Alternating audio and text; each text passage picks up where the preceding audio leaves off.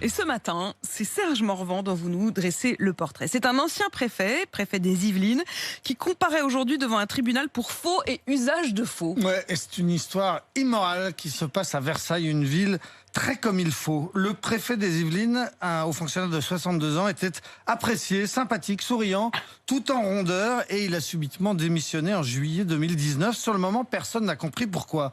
On a compris après. Monsieur le préfet avait une double vie.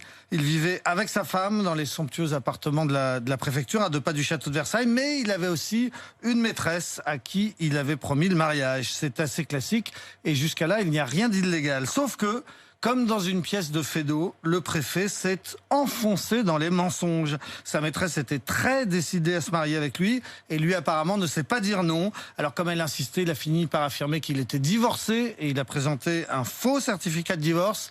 Pour gagner du temps, ensuite, il a prétendu qu'il était nommé au cabinet d'Emmanuel Macron à l'Élysée.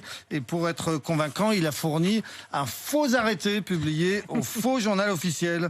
Et puis finalement, comme le temps passait, il ne pouvait plus reculer. Il a donc organisé ce mariage, il a publié les bancs, devinez quoi? C'était des faux. Il a ensuite prétendu organiser la fête à la préfecture en affirmant que tout était pris en charge par ses services. Les invitations ont été lancées.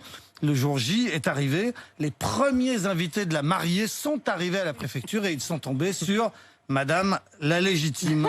Patatras, tous les mensonges sont découverts, tout s'effondre. Les 2 femmes vont même se téléphoner. L'horreur pour le menteur. Finalement, la maîtresse a porté plainte pour abus de faiblesse et l'enquête a démontré que le préfet avait réglé avec sa carte bleue de fonction un certain nombre de dîners ou d'hôtels ou de voyages. C'était pas des sommes énormes et il les a toutes remboursées. Aujourd'hui, il comparaît selon la procédure du plaidé coupable, c'est-à-dire que le procureur va lui proposer une peine et que s'il l'accepte, on en restera là sans qu'il y ait de débat. Sa carrière de préfet est en revanche terminée. Ne me demandez pas s'il est resté avec sa femme, parce que j'en sais rien. Ah bah c'est dommage, franchement, on aimerait bien savoir. Mais c'est leur vie privée. Pour un préfet qui est censé représenter l'ordre de l'État, évidemment, tout c'est faux, ça tombe mal.